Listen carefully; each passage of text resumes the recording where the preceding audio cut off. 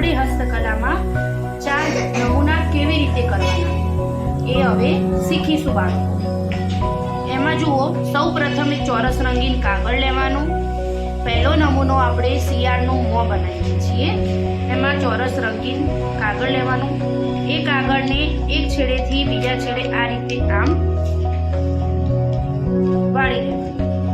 આ એક છેડેથી આ બીજા છેડે, પછી આ છેડેથી બાળકો આ નીચેના ભાગેથી આ ઉપરના ભાગે આમ વળવાનું। એ જ રીતે બાળકો આ બાજુ આ છેડેથી લઈ અને આમ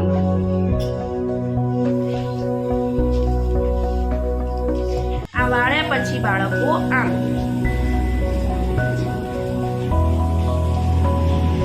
આ શિયાળના 2 કાન થયા। હવે અહીંયા આપણે ડ્રો કરીશું શિયાળની આંખો અને એનું મોઢું બનાવીશું। હવે આ રીતે જુઓ બાળકો, શિયાળની 2 આંખો કરી, નીચે શિયાળનું મોઢું કર્યું અને આ શિયાળના કાન। તો આ આપણો પહેલો નમૂનો છે શિયાળનું મોં। બાળકો છે શર્ટ, તો એમાં પણ એક ચોરસ રંગીન કાગળ લઈશું। એ કાગળને એક બાજુના ભાગથી આ રીતે આમ વાળીશું। આ એક બાજુનો ભાગ વાળો, પછી આ બાજુના ભાગને, જે બાજુનો ભાગ વાળ્યો છે એની બીજી સાઈડ આમ વાળીશું।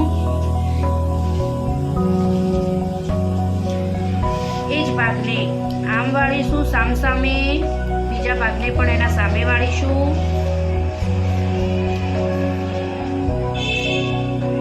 આ રીતે જુઓ સામસામે।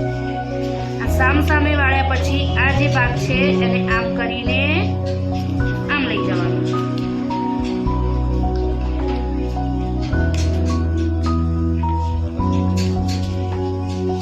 આ ભાગ છે એને આમ કરીને આમ લઈ જઈશું। આ રીતે બાળકો આ બંને ભાગ વાળવાના છે, બરોબર છે। આ થયો આપણો શર્ટ। હવે બાળકો શર્ટમાં શું હોય?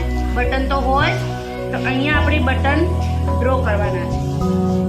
આ રીતે થયો બાળકો બીજો નમૂનો, જે શર્ટ છે, જે અહીંયા શર્ટ બનાવ્યો અને અહીંયા બટનોનો ડ્રો કર્યો। હવે આપણે બાળકો ત્રીજો નમૂનો જોઈશું। તો ત્રીજો નમૂનો તો બધાને ખ્યાલ જ છે, પતંગ છે આપણો। શું છે? પતંગ। તો એક ચોરસ રંગીન કાગળ લઈશું।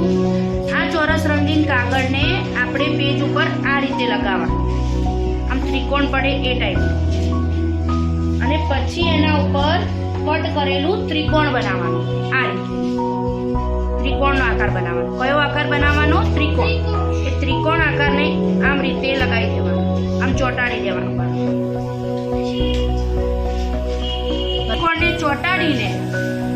ત્રિકોણને ચોંટાડીને અહીંયા પતંગમાં શું હોય છે વચ્ચે?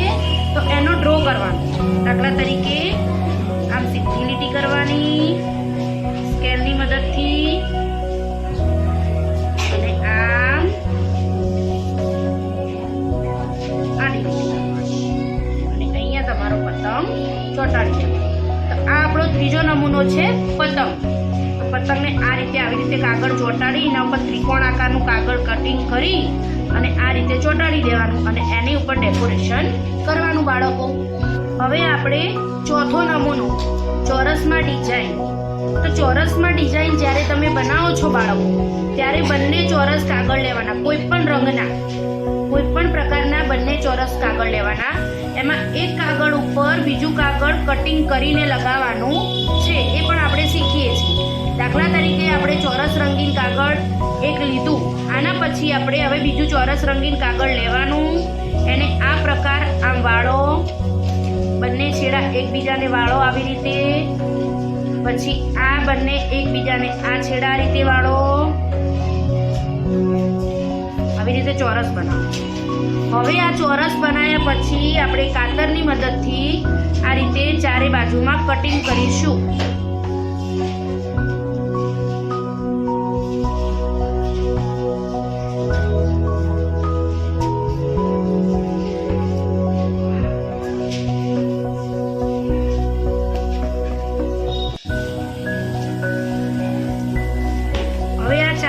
પતંગ કટિંગ કર્યા પછી બાળકો એક કાગળ તો આપણું છે જ, બરોબર છે, અને આ કટિંગ કરેલું કાગળ હવે આને ખોલીશું બાળકો. તો જુઓ આ પ્રકારની અલગ અલગ ડિઝાઇન થશે ચોરસ.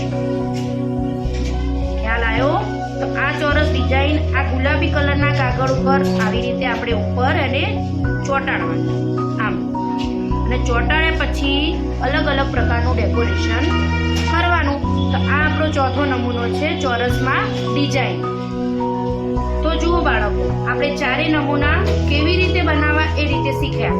તો સૌ પ્રથમ છે શિયાળનું મોં, એમાં આંખ અને મોઢું દોરવાનું. બીજા નંબરનું છે શર્ટ, એમાં બટનો લગાવવાના. ત્રીજા નંબરમાં છે પતંગ, એમાં ત્રિકોણનું કટિંગ કરી અને આ રીતે ચોંટાડવાનું. અને ચોથા નંબરનું છે ચોરસમાં ડિઝાઇન. તો આ વિડીયો વારંવાર જોઈને પ્રેક્ટિસ કરવાની બાળકો.